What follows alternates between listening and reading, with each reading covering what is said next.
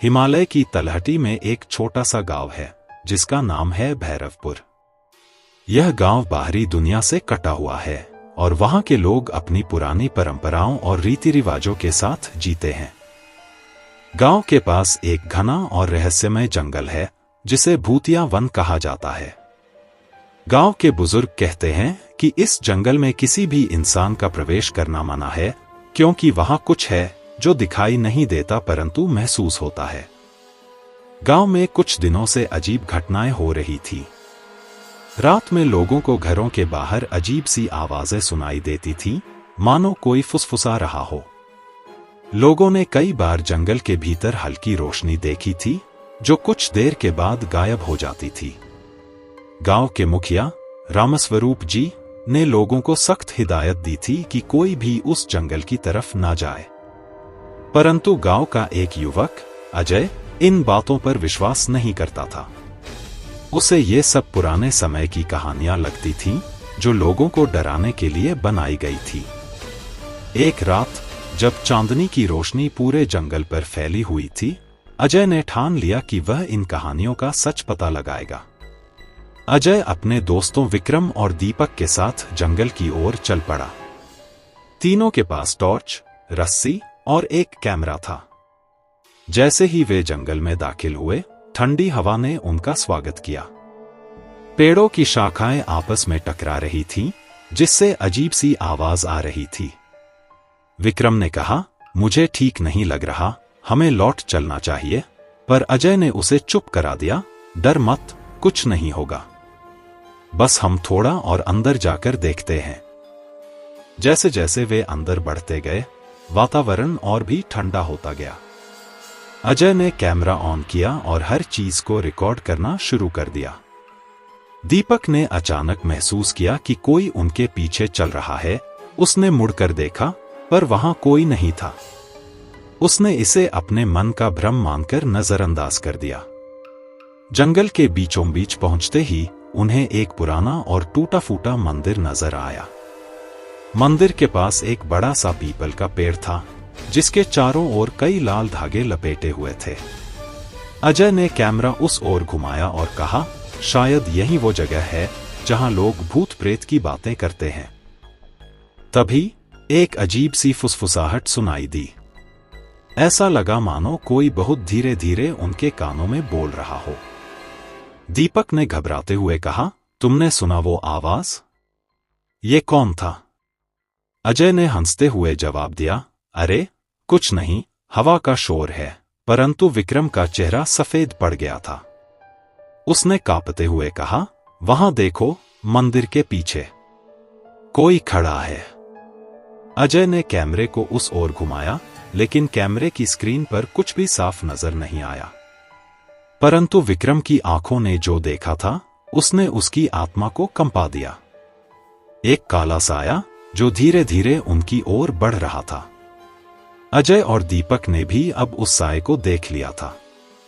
उनके हाथ पैर सुन्न हो गए। साया धीरे धीरे उनके करीब आता गया। उसकी आंखें लाल अंगारों जैसी चमक रही थीं और चेहरा पूरी तरह से काले धुएं में छिपा हुआ था। अचानक साया जोर से चिल्लाया और तीनों दोस्तों के चारों ओर अंधेरा फैल गया। अजय ने कैमरा चलाते हुए वापस भागने की कोशिश की, लेकिन उसके पांव जड़ हो गए। विक्रम और दीपक भी हिल नहीं पा रहे थे।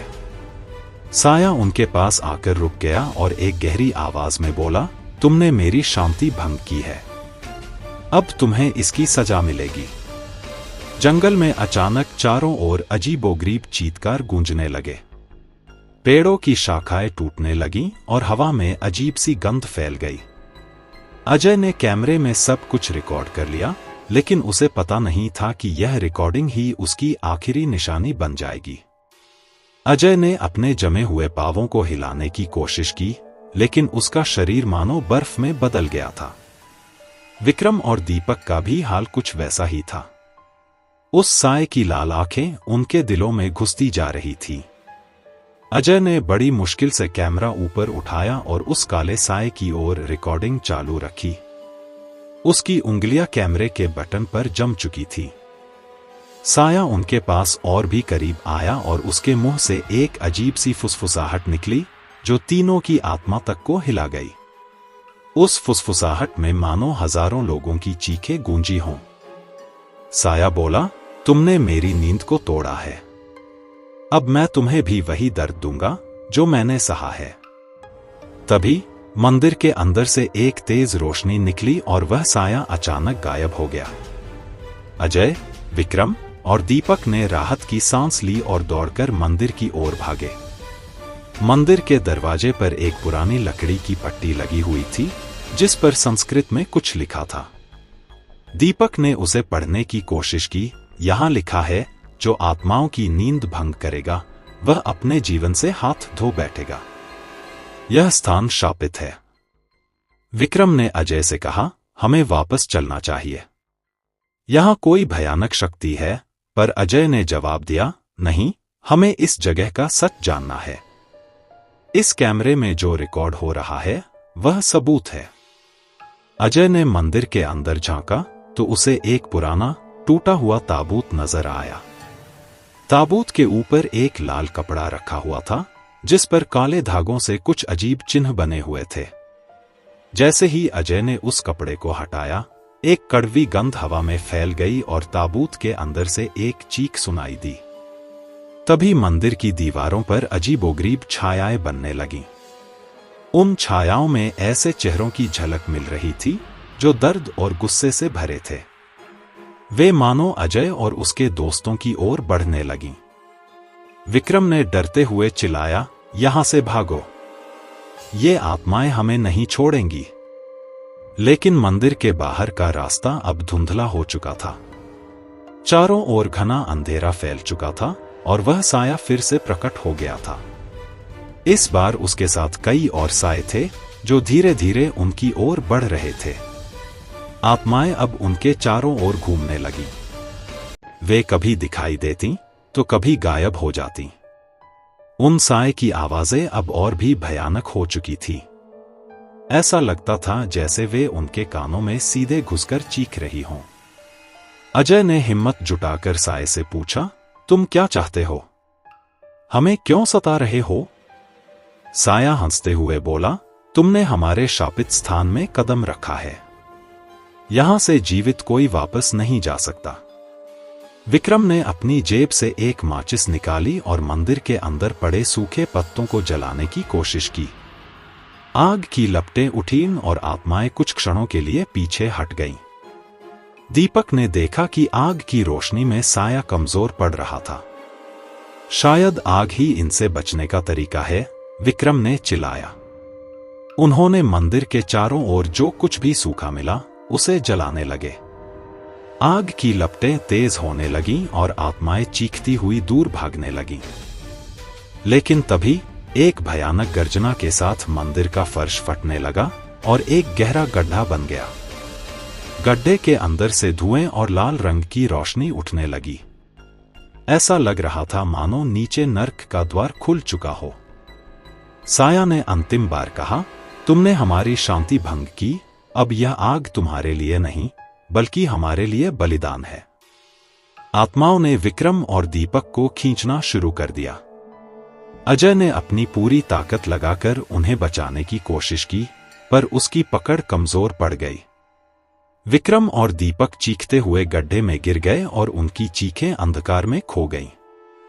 अजय ने अपने हाथ में कैमरा पकड़े पकड़े अपने दोस्तों को खोते हुए देखा। वह अब अकेला था। वह बाहर भागने की कोशिश करता रहा, परंतु उसकी टॉर्च की बैटरी खत्म हो गई और चारों ओर घना अंधेरा छा गया। कैमरे की रिकॉर्डिंग चालू थी। अजय की कांपती आवाज उसमें सुनाई दी, अगर कोई ये रिकॉर्डिंग देख रहा है तो कृपया हमारे गांव मत आना। यह जंगल शापित है और मैं अब बच नहीं पाऊंगा।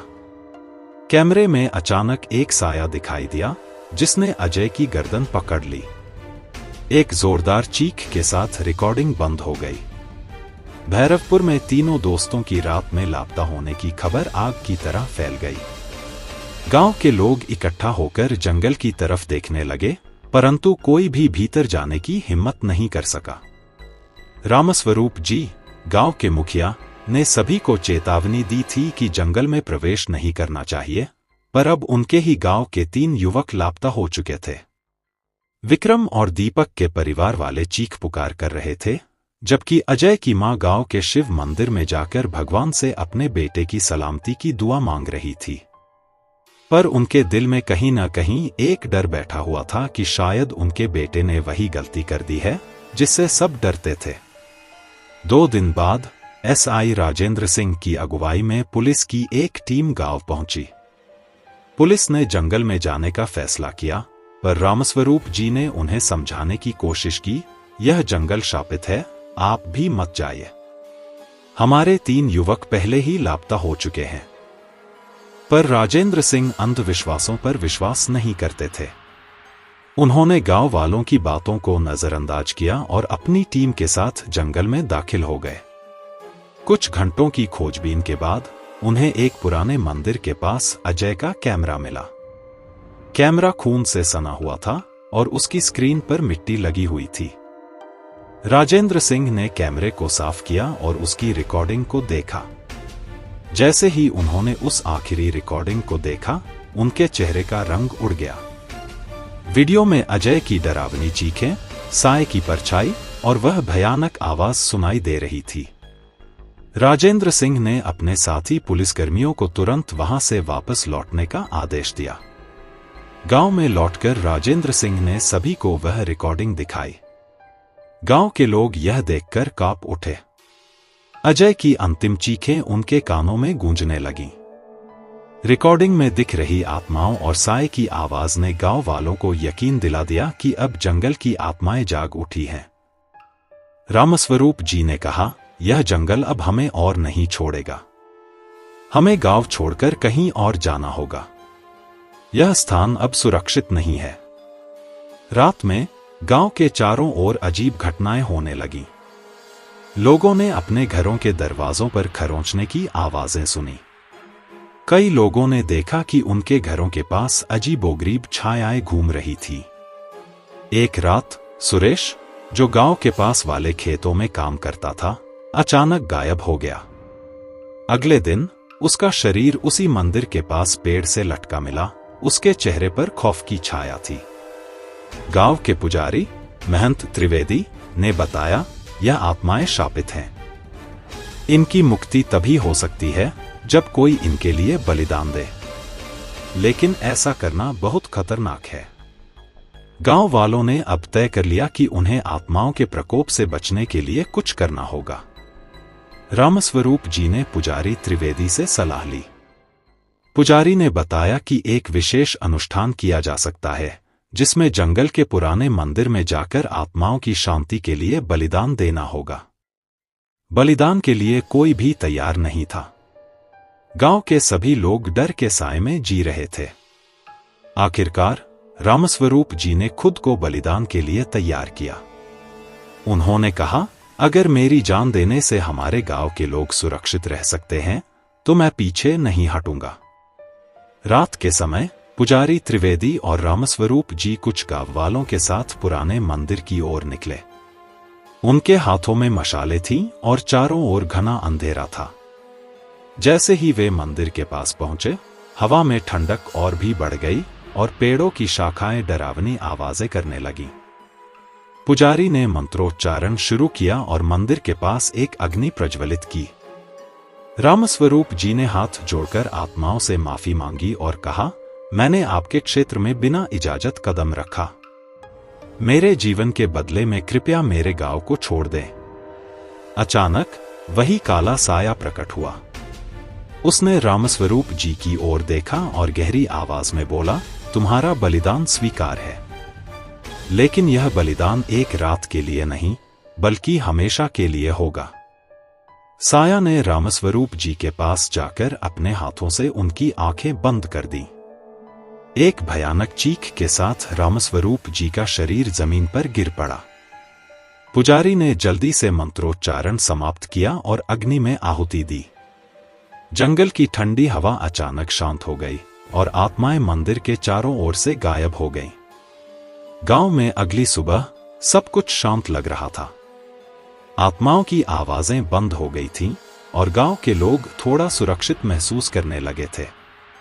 परंतु एक सवाल अब भी सबके दिलों में था, क्या सच में यह डर का अंत था या यह सन्नाटा आने वाले भयानक तूफान की शुरुआत थी? रामस्वरूप जी के बलिदान के बाद कुछ दिनों तक गांव में शांति रही। गांव के लोग धीरे धीरे अपने पुराने जीवन में लौटने लगे। खेतों में काम शुरू हो गया और बच्चों की हंसी गांव की गलियों में फिर से गूंजने लगी। ऐसा लगने लगा था मानो भूतिया वन की भयावहता अब खत्म हो गई है। परंतु पुजारी त्रिवेदी का दिल अब भी भारी था। वे जानते थे कि आत्माओं की प्रकृति कितनी क्रूर होती है। एक रात जब वे मंदिर में अकेले बैठे थे, उन्होंने एक फुसफुसाहट सुनी। यह वही आवाज थी जो उन्होंने रामस्वरूप जी के बलिदान के समय सुनी थी। आवाज कह रही थी, यह शांति अस्थायी है त्रिवेदी। हमारे शाप को बलिदान की लहरों से दबाया नहीं जा सकता। बहुत जल्द तुम देखोगे, हमारा बदला पूरा होगा। अगली रात गांव के पास के कुएं में एक और लाश मिली। यह माधव की थी, जो गांव का एक युवक था। उसका चेहरा खौफ से विकृत हो चुका था और उसकी आंखें खुली हुई थी। गांव के लोग उसकी हालत देखकर दंग रह गए। पुजारी त्रिवेदी ने महसूस किया कि आत्माएं फिर से सक्रिय हो रही हैं। उन्होंने गांव वालों को इकट्ठा किया और उन्हें चेतावनी दी। हमने सोचा था कि बलिदान से आत्माएं शांत हो जाएंगी, लेकिन वे और ज्यादा गुस्से में हैं। हमें और सावधान रहना होगा। वहीं दूसरी ओर अजय के खोने के बाद उसका छोटा भाई नितिन भी जंगल के रहस्य को समझने के लिए बेचैन था। उसे अपने भाई की आखिरी रिकॉर्डिंग ने झकझोर दिया था। नितिन ने पुजारी त्रिवेदी से पूछा, आखिर ये आत्माएं चाहती क्या हैं? और ये जंगल इतना शापित क्यों है? पुजारी त्रिवेदी ने एक गहरी सांस ली और नितिन को एक पुरानी किताब दिखाते हुए बोले, इस जंगल का इतिहास बहुत पुराना है। सदियों पहले यहां पर एक भयानक युद्ध हुआ था। कई निर्दोष लोगों को मार दिया गया और उनकी आत्माएं इस स्थान में बंधी रह गईं। उनके परिवार वालों ने उनकी आत्माओं की मुक्ति के लिए पूजा की थी, परंतु कुछ आत्माएं इतनी क्रोधित थीं कि उन्होंने बदला लेने की ठान ली। तभी से यह स्थान शापित हो गया। नितिन ने यह सुनकर जंगल में प्रवेश करने का फैसला किया, लेकिन पुजारी ने उसे रोक दिया। उन्होंने कहा, अगर तुमने भी जंगल में कदम रखा तो शायद तुम्हारी भी वही हालत होगी जो तुम्हारे भाई की हुई थी। परंतु नितिन के दिल में अपने भाई के लिए प्यार और गुस्सा दोनों था। उसी रात उसे एक अजीब सपना आया। उसने देखा कि अजय किसी अंधेरे कुएं के पास खड़ा है। उसकी आंखें लाल हो चुकी हैं और वह धीरे धीरे कुएं में गिरता जा रहा है। अजय की आवाज नितिन के कानों में गूंजी, मुझे बचा लो नितिन। ये आत्माएं झूठी नहीं हैं, लेकिन उनका बदला सही नहीं है। नितिन ने सुबह उठते ही पुजारी त्रिवेदी को अपने सपने के बारे में बताया। पुजारी ने कहा, हो सकता है कि अजय की आत्मा तुम्हारे सपने के माध्यम से हमसे संवाद कर रही हो। हमें इसका अर्थ समझना होगा। शायद अजय के पास इस रहस्य की चाबी है। नितिन ने पुजारी की बातों पर विश्वास करते हुए अपने भाई को मुक्त करने का संकल्प लिया। पुजारी ने कहा कि अगर आत्माओं से संवाद करना है तो हमें उसी मंदिर में जाकर एक अनुष्ठान करना होगा। लेकिन यह बहुत खतरनाक है, क्योंकि आत्माएं कभी नहीं चाहेंगी कि उनके रहस्य को कोई उजागर करे। पुजारी त्रिवेदी, नितिन और कुछ गांव वाले उसी रात मंदिर में पहुंचे। पुजारी ने अग्नि प्रज्वलित की और मंत्रोच्चारण शुरू किया। नितिन ने अजय का कैमरा भी अपने साथ ले लिया था, जिससे शायद आत्माओं की उपस्थिति को रिकॉर्ड किया जा सके। जैसे जैसे अनुष्ठान आगे बढ़ता गया, मंदिर के अंदर का तापमान गिरता गया। हवा में एक कड़वाहट और सड़ांध की गंध फैल गई। अचानक वही साया फिर से प्रकट हुआ, पर इस बार उसके साथ कई और भयानक चेहरे थे। उन आत्माओं के चेहरे गुस्से से भरे थे और वे नितिन की ओर झपटने लगे। नितिन ने साहस जुटाते हुए कहा, अगर तुम सच में बदला लेना चाहते हो तो हमें बताओ कि तुम्हारे साथ क्या हुआ था। हम तुम्हारी मदद करना चाहते हैं। साया ने चीखते हुए जवाब दिया, तुम हमारी मदद नहीं कर सकते। हमने जो सहा है वह अनकहा है। लेकिन तुम्हारा भाई सत्य को जान चुका था और वह हमारी मुक्ति का मार्ग था। साया ने मंदिर की दीवार पर एक निशान बना दिया, जिससे एक दरवाजा खुला। दरवाजे के पीछे एक अंधेरी सुरंग थी जो उस गहरे कुएं की ओर जाती थी जिसे नितिन ने अपने सपने में देखा था। पुजारी ने नितिन से कहा, यह सुरंग ही हमारे सवालों का जवाब है। हमें यहां जाना होगा। नितिन और पुजारी ने हिम्मत जुटाकर सुरंग में प्रवेश किया। सुरंग के अंदर उन्हें कई पुरानी हड्डियां और टूटी हुई मूर्तियां मिली। अंत में वे उस कुएं के पास पहुंचे जहां अजय की आत्मा बंदी थी। अजय की आवाज कुएं से गूंजने लगी, इस कुएं में वह रहस्य छुपा है जो आत्माओं को मुक्त कर सकता है। लेकिन अगर तुमने इसे खोला तो इन आत्माओं का गुस्सा बेकाबू हो जाएगा। सुरंग की दीवारों पर लिखे प्राचीन चिन्हों को देखकर पुजारी त्रिवेदी ने कहा, यहां कुछ शक्तिशाली मंत्र लिखे हुए हैं। ये आत्माओं को बांधने के लिए है। हो सकता है कि इसी के कारण आत्माएं इस स्थान से बंधी हुई हैं। नितिन ने अजय की आवाज की दिशा में जाकर कुएं के किनारे देखा। कुएं के अंदर से एक ठंडी हवा बाहर आ रही थी और उसके साथ अजय की कमजोर आवाज गूंज रही थी। अजय की आवाज में दर्द था, नितिन, अगर तुम मुझे मुक्त करना चाहते हो तो तुम्हें इस कुएं का ढक्कन खोलना होगा। लेकिन याद रखना, इसके बाद जो होगा उस पर तुम्हारा कोई काबू नहीं होगा। नितिन ने एक पल के लिए सोचा। उसने अपने भाई को बचाने की ठान ली थी, चाहे इसके लिए उसे किसी भी भयानक परिणाम का सामना करना पड़े। पुजारी त्रिवेदी ने उसे रोका, नितिन, यह बहुत खतरनाक है। अगर तुमने कुएं को खोला तो शायद हम सब इसकी कीमत चुकाएंगे। लेकिन नितिन ने जवाब दिया, अगर अजय की आत्मा यहां कैद रहेगी तो मैं कभी चैन से नहीं जी पाऊंगा। मैं अपने भाई को यूं तड़पते हुए नहीं देख सकता। उसने हिम्मत जुटाकर कुएं के ढक्कन को धीरे धीरे खिसकाना शुरू किया। ढक्कन के हटते ही एक तेज हवा का झोंका निकला और पूरे जंगल में गूंज उठी। कुएं के अंदर से भयानक चीखें और दर्द भरी आवाजें बाहर आने लगीं, मानो वे आत्माएं सदियों से अपनी कैद से बाहर निकलने का इंतजार कर रही थी।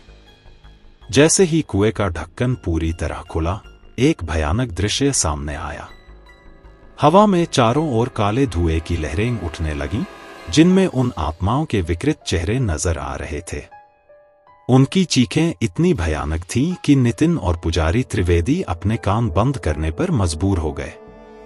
साय की वही आवाज फिर से गूंजी, तुमने हमें मुक्त किया है, लेकिन अब तुम्हें हमारी पीड़ा का सामना करना होगा। सुरंग की दीवारें कांपने लगीं और जमीन में दरारें पड़ गईं। उन दरारों से लाल रंग की रोशनी निकल रही थी, जो मानो आत्माओं की भयानक ऊर्जा को दर्शा रही थी। सभी आत्माएं अब नितिन और पुजारी की ओर बढ़ने लगीं। नितिन ने पुजारी से पूछा, अब हमें क्या करना चाहिए? पुजारी ने घबराते हुए कहा, हमने एक भयानक गलती कर दी है।